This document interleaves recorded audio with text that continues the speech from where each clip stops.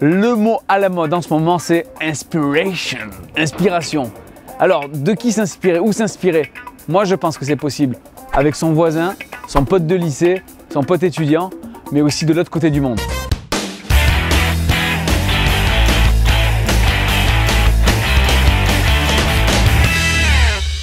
Il y a quelques années, j'ai eu la chance de voyager dans un pays incroyable qui est l'Équateur en Amérique du Sud. Dans ce pays, il y a la jungle amazonienne et dans cette jungle, il y a une petite ethnie qui s'appelle les Waorani. Ils n'avaient pas de chef, ils n'avaient pas de loi.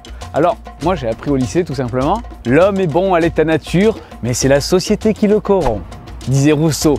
Les Waorani vivent dans un endroit magique dans la jungle, il n'y a pas plus écologique que leur habitat. En réalité, c'est pas du tout le cas.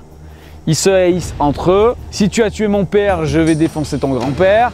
En fait, c'est la tuerie générale. Ils vivent limite en mode animal, quoi. Jean-Jacques, est-ce que c'est pas que de la théorie que tu nous as vendue? Alors, quant à leur relation avec l'extérieur, c'est très simple. La ville la plus proche s'appelle Shell. Non, aucun lien avec le pétrole, comme par hasard. Mais la vraie histoire, c'est que 4 jeunes chrétiens américains décident de faire un lien avec eux.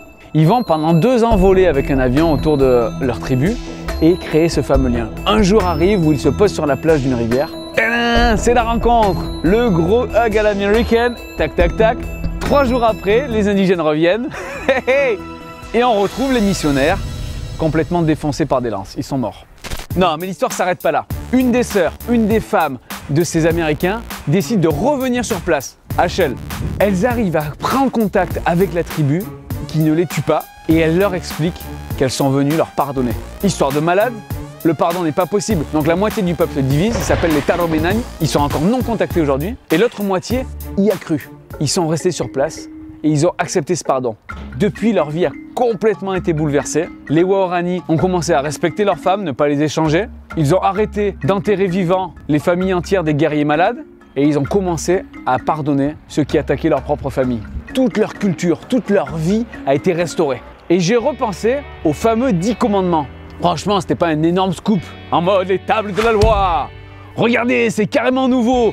Tu ne tueras point, tu ne voleras point. Sérieux, franchement, dans le conscient de l'homme, on l'a ça, on le sait, non?